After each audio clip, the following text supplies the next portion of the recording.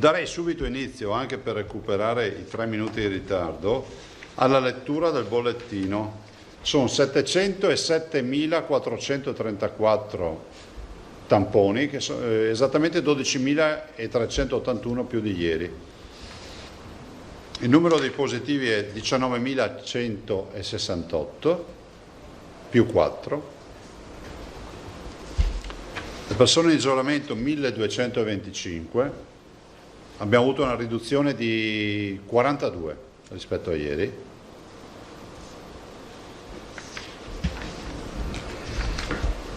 Per quanto riguarda, scusate perché ho mescolato prima le tabelle perché dovevo fare un lavoro, i ricoverati sono 365, dei quali solo 97 sono Covid, quindi sostanzialmente noi abbiamo 97 persone coronavirus in ospedale. Per quanto riguarda la terapia intensiva, 21 persone, siamo a meno 3, 2 solo coronavirus. Quindi sotto i 100. Prego? Sotto i 100, 97 più 2, 99 in totale, sì. Sotto i 100 per la prima volta. 2 in terapia intensiva, 97. Sì. E sì, diceva giustamente l'assessore Bottacin, 97 positivi tra i ricoverati, più 2 positivi in terapia intensiva, sono meno di 100 pazienti oggi in ospedale che sono coronavirus. Fra l'altro pazienti storici, nel senso che non di nuove prese in carico.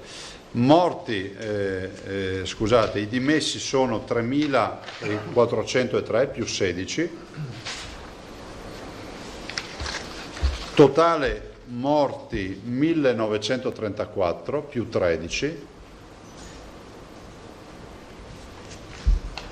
Morti in ospedale 1.385.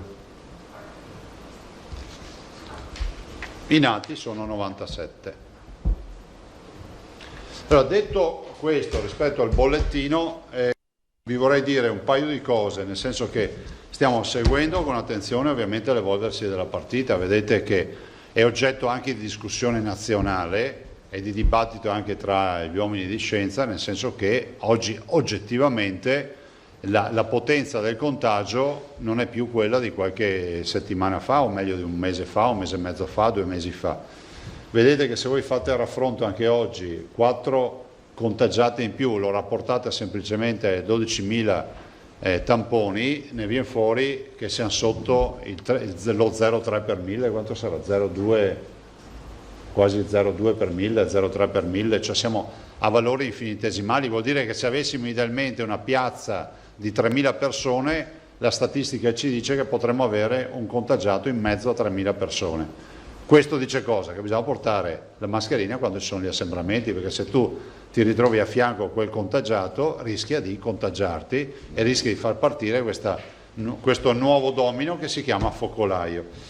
E ovviamente stiamo guardando con attenzione tutti i processi, i ragionamenti e che ci arrivano dalla sanità sono oggi, diciamo, bollettini sicuramente più sereni rispetto a qualche settimana fa.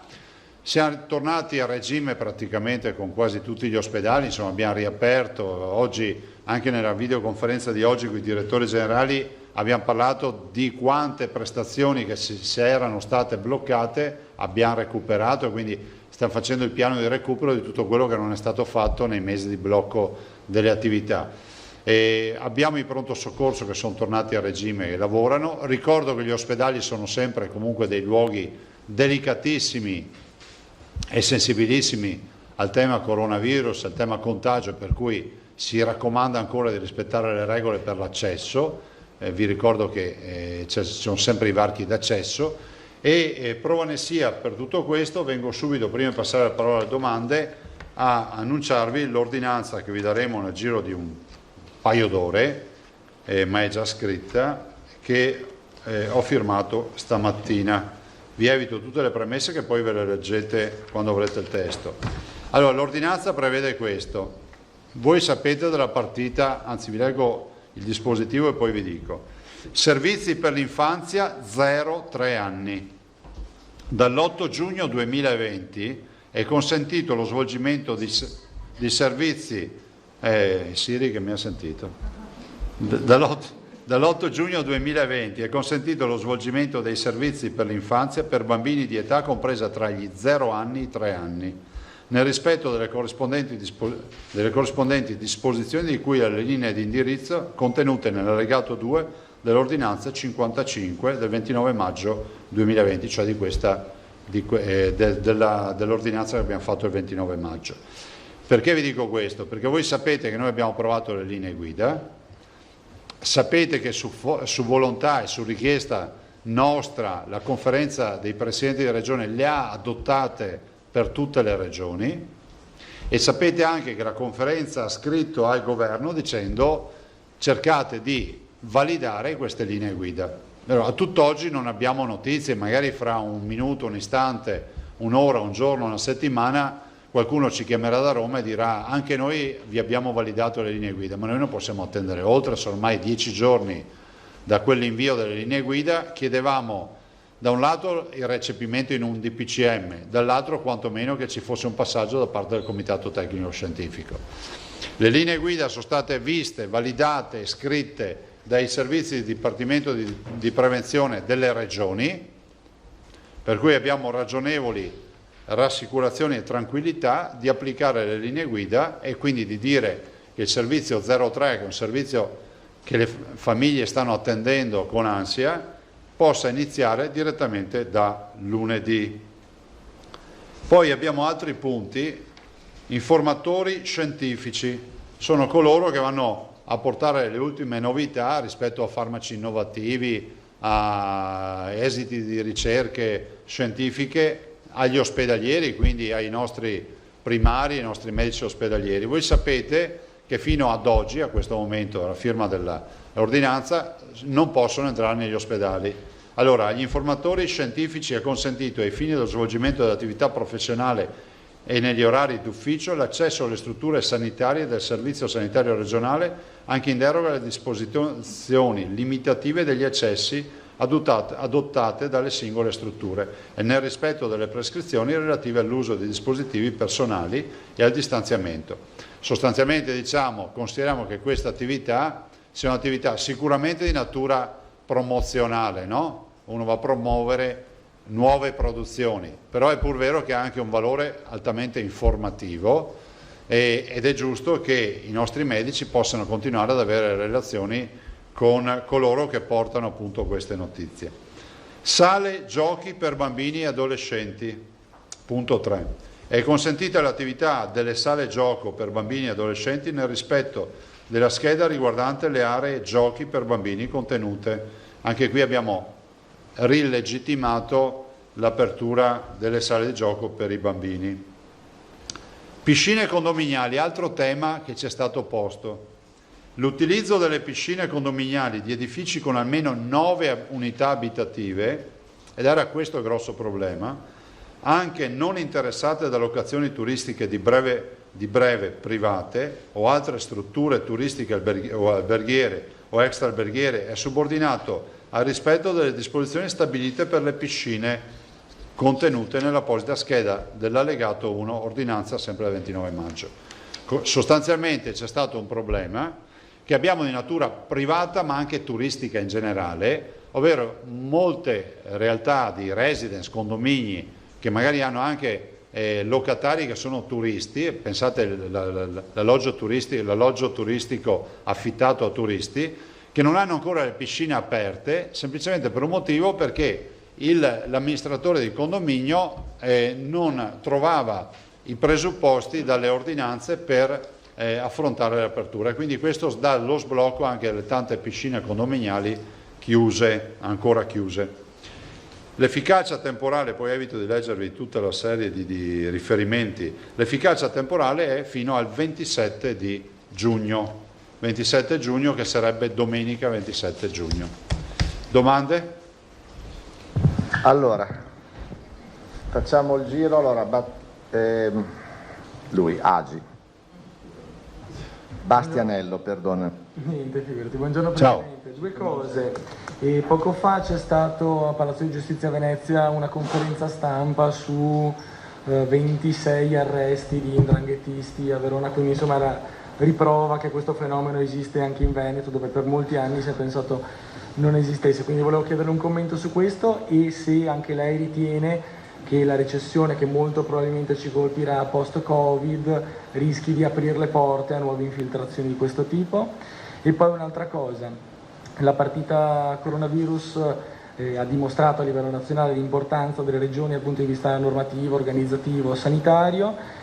E come pensa, che aspettative ha sulla ripresa post-emergenza del dibattito sull'autonomia del Veneto? Guardi, intanto mi permette di dire che le azioni della nostra magistratura sono sempre ben accette e penso che nel rispetto del fatto che il Tribunale poi emette le sentenze e non spetta a noi fare considerazioni, ma guardando da fuori dico anche che questa non è una novità, perché ricordo altre azioni, grosse attività della Procura di Venezia proprio in questo senso, nel senso che proprio in queste ore noi ci siamo costituiti come parte civile nei processi che riguardavano i fatti di Eraclea, e vi ricordo, è bene ricordarlo ai cittadini, che non abbiamo neanche scelte discrezionali. È previsto per legge, c'è una legge regionale, che quando ci sono fatti di mafia, camorra, 'ndrangheta, insomma malavitosi a questi livelli, passatemi la superficialità nella descrizione, ci sia l'obbligo dell'azione d'ufficio. Quindi peraltro il nostro avvocato, l'avvocato Pinelli, questa mattina era proprio in quel di Vicenza proprio per il processo riferito all'altra operazione della Procura di Venezia. Per quanto riguarda l'azione di oggi, non la conosco, ho letto un titolo velocemente di agenzia, poi staremo a vedere quali saranno i presupposti. Ovvio è che è inutile nascondersi dietro al dito, abbiamo già un processo nel quale siamo addirittura costituiti, come ripeto, in virtù di una legge regionale che tratta sempre questi fatti. C'è altra notizia oggi, penso che il substrato ci sia. Il substrato è dato anche dalle crisi economiche, dalle difficoltà delle imprese e anche dalla ricchezza magari dei territori, quindi territori che rischiano di essere quasi per contrappasso fertili, no? Per alcune attività. Non lo sono magari in un periodo economico poco favorevole, ma lo sono per attività poco lecite. E penso che questo ci permetta di dire che non dobbiamo abbassare la guardia, Per quanto riguarda la crisi del coronavirus è evidente, abbiamo perso, secondo dati ufficiali, almeno 65.000 posti di lavoro e sono 65.000 persone in difficoltà, dei quali almeno 35.000 nel turismo. Ve lo sottolineo perché oltre ad essere la più grande industria in Veneto, 18 miliardi di fatturato, ed essere il Veneto la prima realtà italiana, ve lo sottolineo perché la preoccupazione anche nel comparto turistico è una preoccupazione oggettiva, perché è un buon comparto da investimento, lo è sia nelle azioni lecite ma anche nelle azioni illecite, per cui è ovvio che il monitoraggio è fondamentale. Federica. Buongiorno Presidente. Ciao. Tornando all'ordinanza, allora l'avvertimento delle regioni al governo c'era stato, prendiamo atto che non è arrivata risposta, c'è stato comunque in queste ultime ore, prima della firma del testo, un confronto politico con il Ministro Boccia, giusto per evitare il rischio di impugnative davanti al TAR, prima domanda, e la seconda se in questo senso si stanno muovendo anche altre regioni, penso ad esempio al Friuli Venezia Giulia con cui spesso agite in tandem. Guardate, io penso che ormai le regioni si muovono pressoché quasi tutte, nel senso che poi noi siamo quelli che sono partiti per primi anche con i 3-17, quindi con i centri estivi, e questo aspetto lo abbiamo affrontato oggi nell'ordinanza di oggi. Angela, per un altro motivo, perché comunque se si vuole aprire lunedì bisogna lasciare almeno 2 o 3 giorni di spazio a chi si deve organizzare. Dall'altro non penso ci siano motivi di impugnativa, non è una prova muscolare, devo però prendere atto con mio rammarico che a Roma ha avuto 10 giorni di tempo per risponderci, per cui se qualcuno mi viene a dire che facciamo le prove muscolari direi proprio di no, ci abbiamo atteso fino all'ultimo.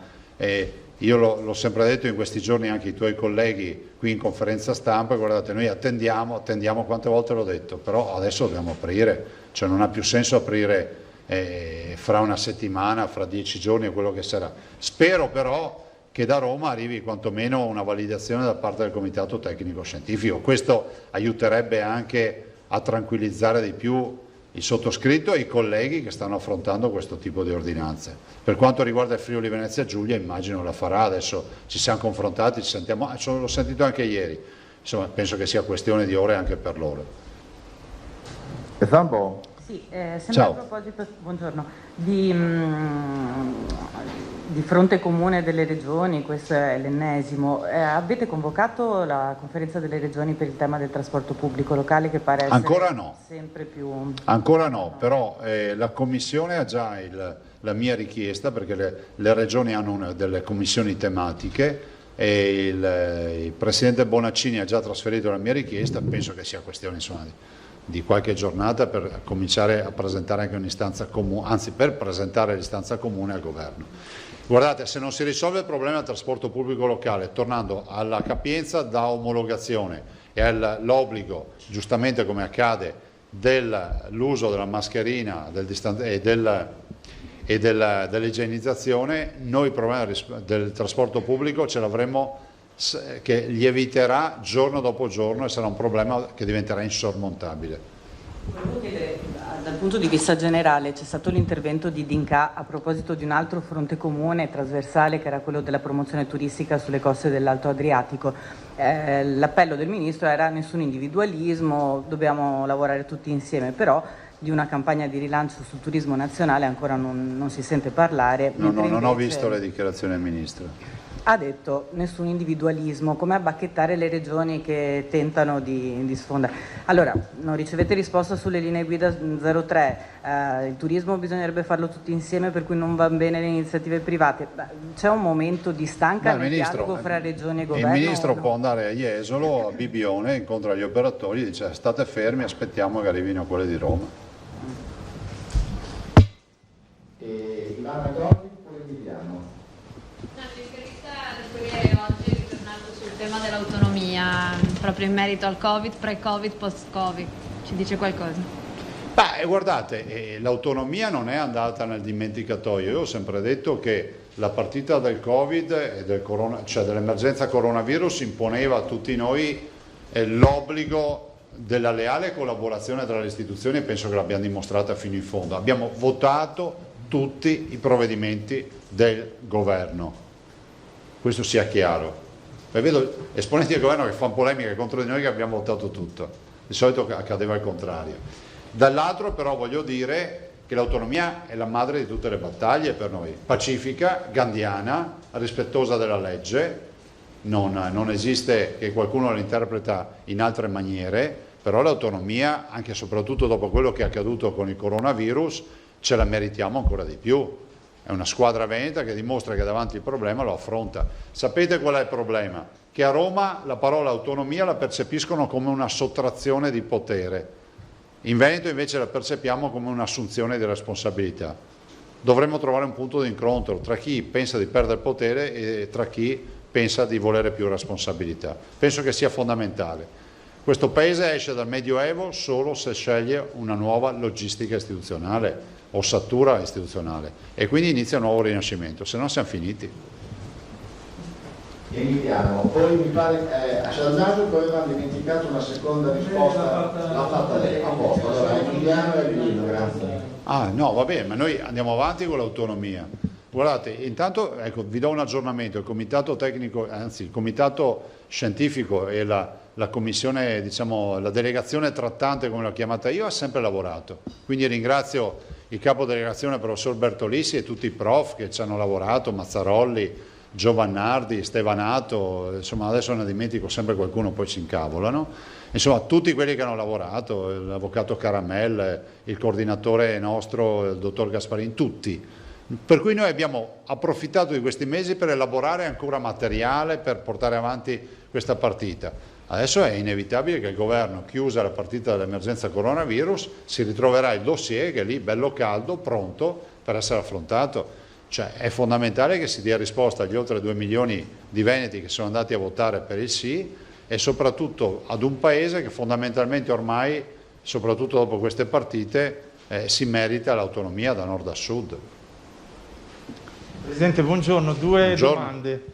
Mi sfugge adesso nella ripartenza della fascia 0-3 anni, insomma, dei servizi all'infanzia, il dettaglio su i pasti di questi bambini, perché si ricorda erano venute comunque le signore della categoria in forte crisi. Quindi anche in questi giorni sentivo parlare... Tornano in campo tornano la operativi, ristorazione. si riapre sì. la ristorazione. Sì, Perfetto. 0-3 non è che possono andare col panino. Esatto, cioè. avevo questo forte timore, grazie per aver chiarito. Assolutamente no. Cioè. Io ho parlato del panino perché i centri estivi a 15 anni, 14 anni magari ti fa un panino, una merendina, una mela, quello che è, però 0-3 no. Cioè, ma anche quelle fasce lì comunque si appoggiavano su catering, i centri estivi per esperienza, quindi certo. Anche loro hanno naturalmente la difficoltà e devono ripartire. Certo.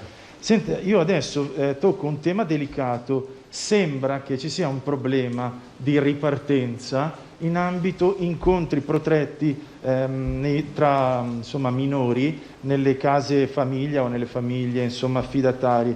Sembra che a causa di mancanza insomma, di linee guida o di timore insomma, per vari contagi, questo ambiente così delicato e questo problema veramente particolare non abbia soluzione e i genitori, insomma, le famiglie non riescano a incontrarsi e vedersi. Ti diamo un merito.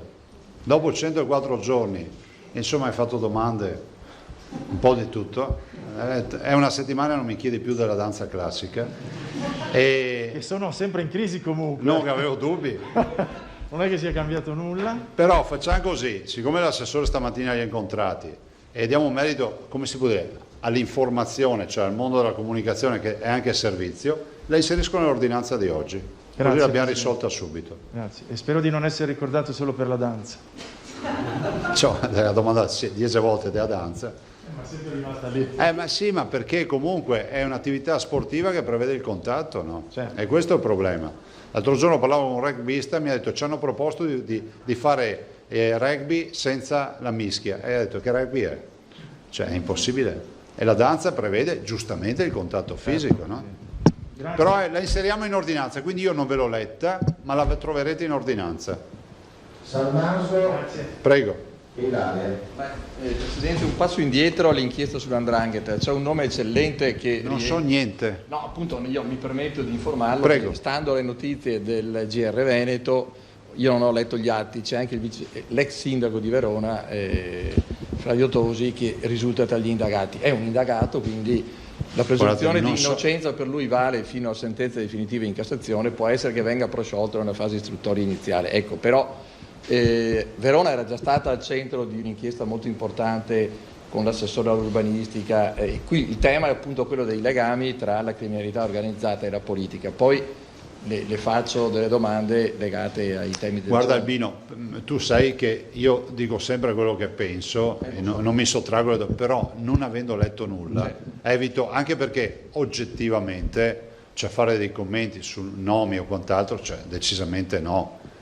Io in generale vi ho detto che comunque non bisogna abbassare la guardia, che questo è un ulteriore segnale, questo ve lo confermo, sto parlando di questa nuova inchiesta che va a confermare, come si può dire, che comunque il tema c'è, il problema c'è, adesso cercheremo di capire che evoluzione avrà anche questa storia. Bene, poi la cosa che volevo chiedere, il Presidente della Repubblica Mattarella ha appunto ieri assegnato 57 onorificenze per appunto dare il giusto premio a tutto quel mondo che si è impegnato durante l'emergenza Covid. Lei si aspettava qualcosa in più per il Veneto? Ritiene che ci possa essere una fase successiva? No. Oppure è molto contento delle scelte che sono state fatte? Ma guarda, allora, in assoluta autonomia da Capo dello Stato. Premesso che queste sono scelte in autonomia e non so neanche quali fossero le sue fonti di informazione, faccio le congratulazioni a tutti i nuovi cavalieri. Bravo. Inviterei il Presidente adesso a pensare, magari se valuta ancora altre onorificenze, sicuramente magari ad personam ci sono degli eroi che magari in questa tornata non ci sono, e poi ci sono anche, come si può dire, le categorie, no? Cioè, forse ci sarebbero anche dei riconoscimenti da dare a delle categorie, pensate che so, ai rianimatori, le malattie infettive, gli infermieri, gli host delle case di riposo in particolar modo. Adesso sicuramente qualcuno si sente citato di Zaia, mi ha dimenticato, tutti. Non è che diventa un cavalierato a tutti, però forse ricordarsi di... E poi c'è sempre Vo, ma ne ho parlato col Presidente, penso che per Vo stia pensando a qualcosa di particolare.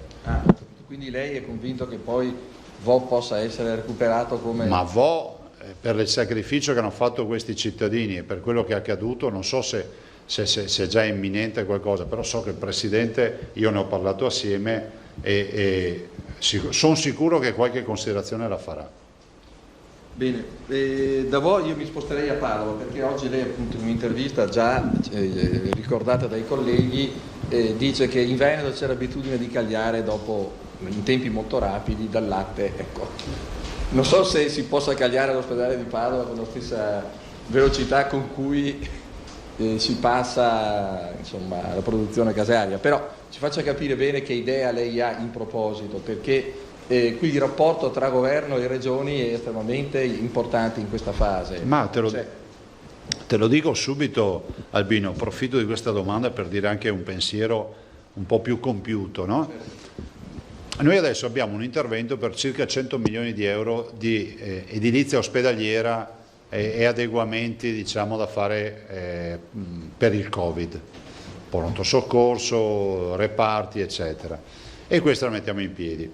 Abbiamo poi edilizia ospedaliera importante, e prima tra tutte c'è l'ospedale di Padova, il Policlinico di Padova, che dopo l'emergenza Covid ci fa capire che è un riferimento, può diventare un grande riferimento. Voglio ricordare che nonostante magari ci sia sempre qualche brontolio di pancia, io in questi anni ho sempre fatto investire su Padova, nel senso che Padova non può dire di essere stata dimenticata, perché è un ospedale sul quale abbiamo sempre investito, fatto.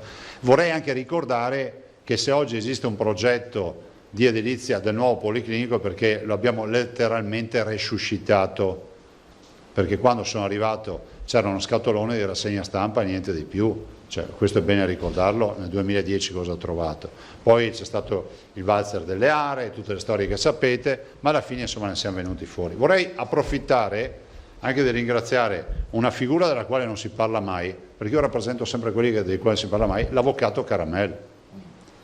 L'avvocato Caramel è stato regista giuridico di tutta questa operazione, come si può dire, ha il difetto di non amare i riflettori, per cui tutti diranno: ma chi è l'avvocato Caramel? È il segretario di giunta, ma è colui che ci dà assolutamente non solo la legalità, ma mette in piedi anche le operazioni dal punto di vista giuridico perché stiano in piedi. Vi ricordo che l'ospedale di Padova non è stato di facile gestione da un punto di vista giuridico, vi ricordo questo. Andate a vedervi le carte.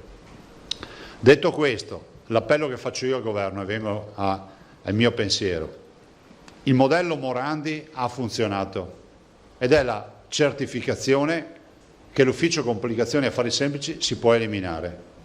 Ci vuole da nostra parte la legge e l'opinione pubblica, perché se l'opinione pubblica pensa che dietro ad ogni appalto ci sia un ladro, non ne veniamo mai fuori. E quindi si continuerà a legiferare sempre di più, perché è come quando ti fai l'antifurto in casa, no? La prima volta ti dici vabbè, ma suoneranno il campanello, poi ti fanno il primo furto e ci metti il primo giro di sensore, alla fine ti fai tenere il drone sempre armato sopra casa per controllare. Cioè crei sempre più difese, no? Ed è quello, non dobbiamo fare così. Il modello Morandi funziona, si mettano gli elementi di controllo estremi, c'è l'autorità nazionale anticorruzione, si faccia un gruppo di controllo indipendente per ogni appalto, ma si vada con la velocità del sistema Morandi, se no non ne veniamo più fuori. C'è l'ospedale di Padova, io vedevo un cronoprogramma che avevo fatto fare al dottor Flor. L'ospedale di Padova col modello Morandi ci permette di mettere il cantiere, di iniziare a consegnare il cantiere entro il 2020 e in 4 anni finiamo l'opera. Questi sono i dati, applicando quelle leggi. Se applichiamo le nostre, 8 anni, sperando che non succeda niente nel frattempo. Quindi capite che è fondamentale per sbloccare l'ospedale di Padova e molte opere, perché guardate, io penso che a questo punto non sia neanche più una questione di risorse, Ma il vero piano Marshall è quello della sburocratizzazione, della semplificazione.